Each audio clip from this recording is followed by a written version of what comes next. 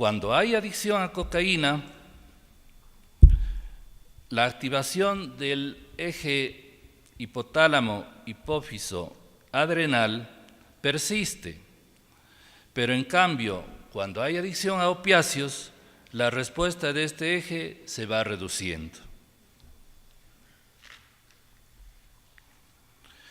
Estudios genéticos revelan que existen ciertos polimorfismos que regulan este eje y que están asociados a la dependencia de alcohol.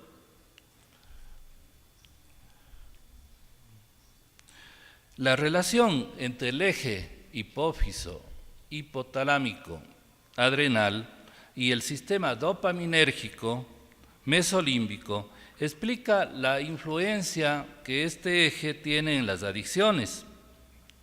Y debido a esto es que se dan las diferencias individuales en la tendencia a las adicciones. Porque como ustedes ya deben saber y debe haberlo explicado en la conferencia el doctor Rodríguez, no es que toda persona que usa sustancias se va a volver adicto o dependiente, no es así. Es decir, el adicto no nace, sino no se hace, sino nace.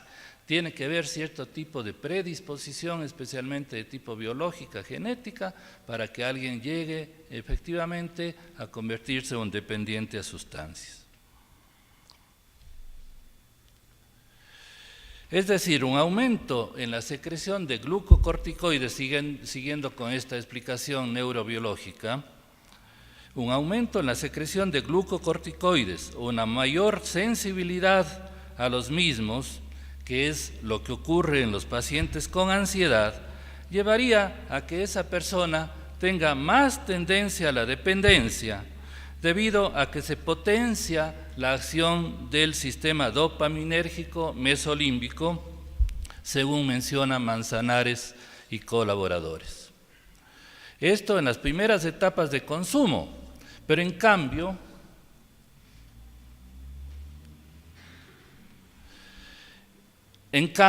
una situación de estrés crónico, que en este caso el estrés crónico produce hipercorticocismo, disminuye la respuesta dopaminérgica mesolímbica, creando en este caso un afecto negativo que sería el que lleve a continuar consumiendo la sustancia. Por otro lado, el sistema endocannabinoide también tiene relación con los trastornos de ansiedad. El uso de cannabis, el uso de marihuana, puede precipitar, como hemos visto casos así, una ansiedad aguda. Esto tanto por acción directa del delta-9-tetrahidrocannabinol, así como por los efectos que la intoxicación aguda por cannabis produce en las funciones cognitivas del individuo. Siguiendo con la etiopatogenia, según Baena y Delgado, hay 3 mecanismos etiopatogénicos posibles. 1, la llamada teoría de la neurotoxicidad, que indica que la dependencia de sustancias es el trastorno inicial, es el trastorno primario, y que es el que induce a la presentación posterior del trastorno de ansiedad. 2, la hipótesis de la automedicación, es decir, el individuo ya tiene una psicopatología, esta psicopatología constituye un factor de riesgo para que se desarrolle después la dependencia de sustancias, es decir, el ansioso alivia sus molestias mediante el uso de sustancias. Esto también vemos frecuentemente en la práctica clínica. Y 3, aquellos casos etiopatogénicos donde la persona es especialmente vulnerable para desarrollar los 2 trastornos. Esto más que nada ocurre cuando tenemos casos de trastornos de personalidad, que son casos muy difíciles, tal vez los más difíciles de tratar, cuando una persona con trastorno de personalidad desarrolla al mismo tiempo una adicción a sustancias y un trastorno de ansiedad. Ahora, ¿cómo se manifiesta este trastorno dual? Según Pache, en 2012, existen 4 formas de manifestarse. 1, como habíamos visto en la etiopatogenia, el trastorno de ansiedad es primario y las sustancias se utilizan a modo de automedicación para quitarse los síntomas de la ansiedad. Ese era lo que habíamos hablado de la automedicación. Segundo, el trastorno por uso de sustancias es en cambio lo inicial. Y los síntomas de la ansiedad son consecuencia del uso, pero también, como sabemos, de la abstinencia de la sustancia.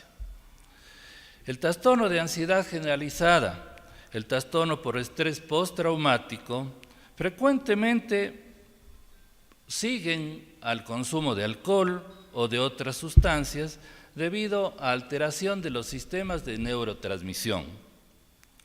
Además, la dependencia a cannabis, el abuso del cigarrillo, el uso de alucinógenos aumentan el riesgo de que aparezca posteriormente trastorno de ansiedad como los ataques de pánico, trastorno de angustia.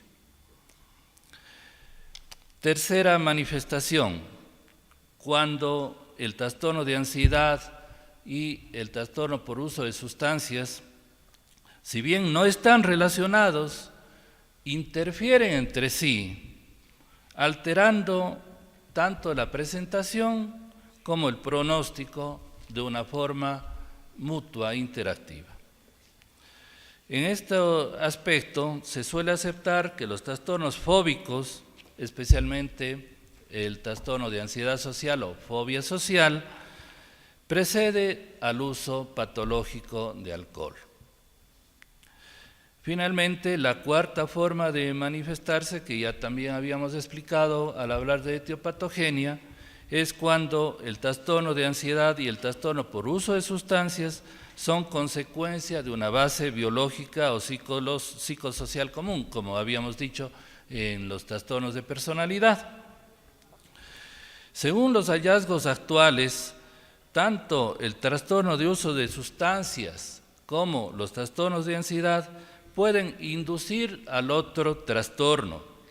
Ejemplo, en el caso del alcohol se ha propuesto la existencia de un círculo vicioso en el que a corto plazo existe, de hecho, disminución de la ansiedad inducida por el alcohol. ¿Cuántos toman el alcohol para tranquilizarse, pensando que eso les va a hacer bien? Lo cual favorece el consumo y, lógicamente, cuando ya hay consumo crónico y de hecho se presentan manifestaciones del síndrome de abstinencia, en cambio se inducen a síntomas de ansiedad, lo cual a su vez refuerza los consumos de alcohol.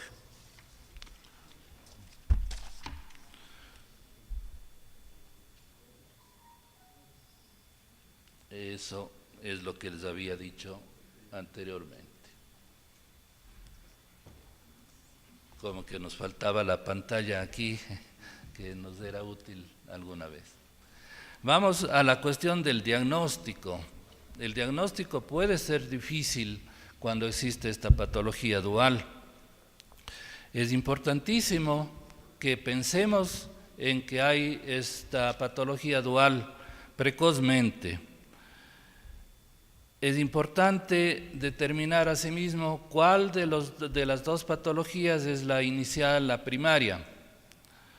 Conviene para esto, por ejemplo, cuando el paciente todavía está intoxicado por el uso con acción de la sustancia, esperar a que hayan pasado 2 a 4 semanas de abstinencia para poder llegar a saber cuál de los dos es el trastorno inicial. Claro que esto dependerá también de la sustancia a usarse, porque en algunos el síndrome de abstinencia es más corto y en algunos casos más largo. Por tanto, pues, como en toda la medicina, una buena historia clínica es indispensable y después de la buena historia clínica, algunos instrumentos psicométricos pueden ser útiles también.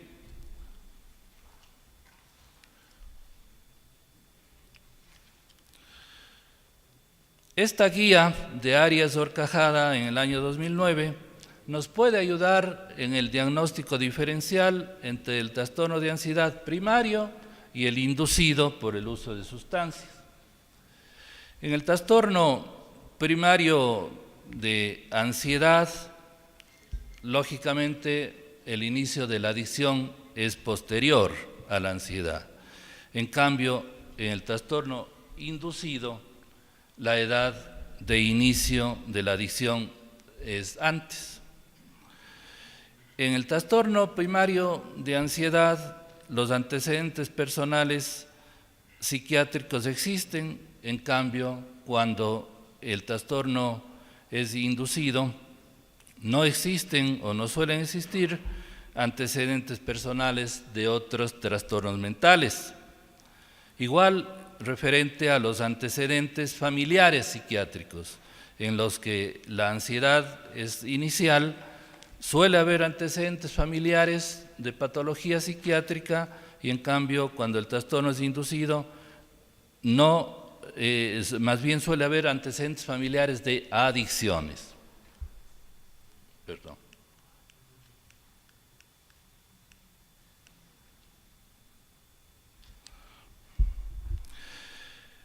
En el caso del trastorno primario independiente, la ansiedad persiste después de que ya ha pasado el periodo de abstinencia de sustancias y en cambio en el trastorno inducido ya la ansiedad suele pasar cuando ha pasado este periodo.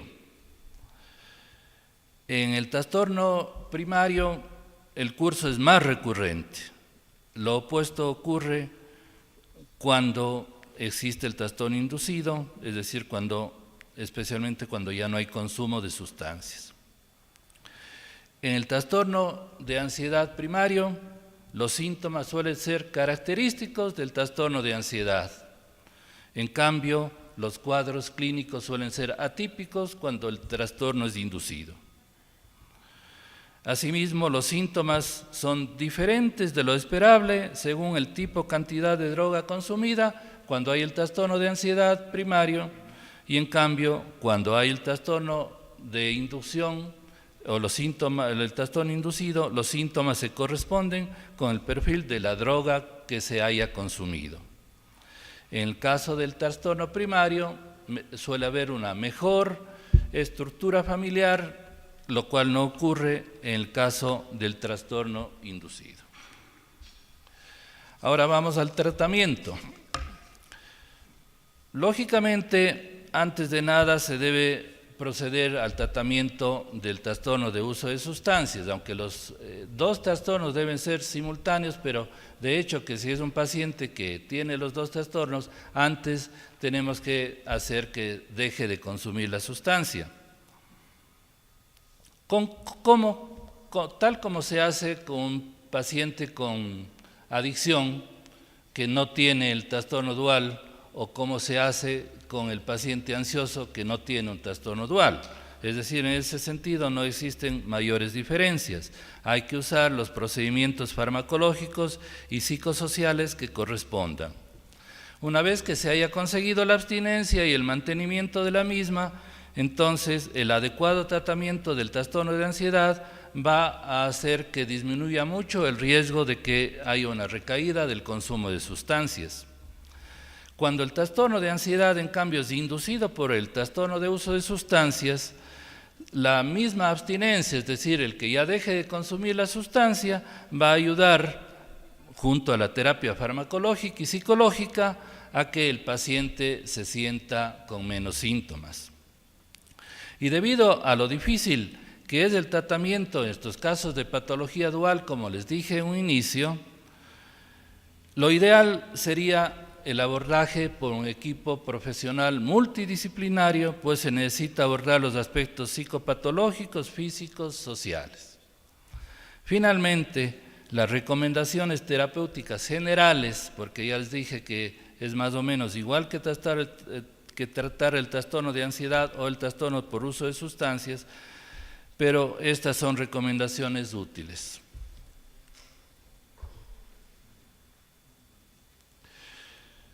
Tratamiento individualizado según los recursos de que disponga el hospital, la clínica, la institución, y también según las expectativas del paciente. Como les dije, tratamiento simultáneo de los dos trastornos, pero por supuesto estableciendo una secuencia de los tratamientos para evitar interacciones y porque sabemos que la abstinencia de sustancias causa ansiedad. 3. Buscar que el paciente se adhiera rápidamente al tratamiento y evitar el mal uso o el abuso de los psicofármacos en estos pacientes. 4. Incluir en la terapia el apoyo psicosocial y el entrenamiento en estrategias de afrontamiento para trastornos de ansiedad inducidos. 5. Maximizar, dar mucha importancia al uso de tratamientos no farmacológicos, especialmente la psicoterapia cognitivo-conductual, que ha dado resultados en estos casos, y también el uso de técnicas de relajación. 6. En general, el tratamiento farmacológico es semejante, como les he dicho ya algunas veces, al de los trastornos de ansiedad no comórbidos. En caso de recaídas, es importante conocer las interacciones con la sustancia de abuso y los fármacos que se usen en estos casos deben, por supuesto, deben ser los que menor potencial de abuso tengan, porque si vamos a usar sustancias adictivas en el tratamiento de estos pacientes duales, no vamos a estar haciendo lo correcto. 7. Los antidepresivos inhibidores selectivos de la recaptación de serotonina son los de elección en estos casos, porque, como sabemos, tienen poco potencial de abuso,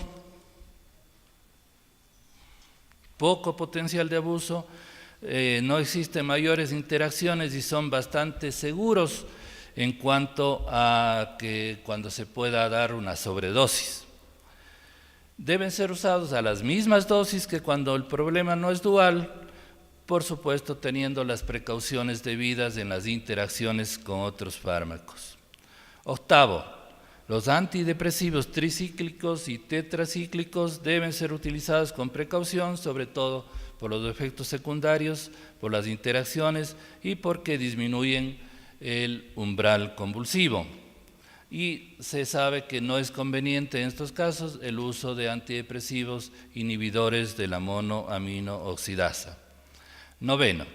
Las benzodiazepinas son importantes al inicio del tratamiento de la ansiedad y para controlar el síndrome de abstinencia, pero después de 8 a 12 semanas deberían evitarse o, si es que hay necesidad de usarlos a una dosis que no conduzcan a dependencia.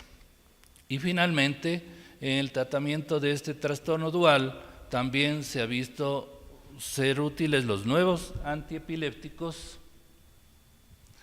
porque como sabemos estos tienen acciones estabilizadoras del ánimo. En estos casos se ha usado topiramato, gabapentina, pregabalina, ácido valproico, también oxcarbazepina y todos los nuevos que están surgiendo. Son útiles como tratamientos alternativos al uso de benzodiazepinas y los antipsicóticos de nueva generación, pues especialmente olanzapina, quetiapina, también se han mostrado útiles a bajas dosis para ayudar al control de los síntomas.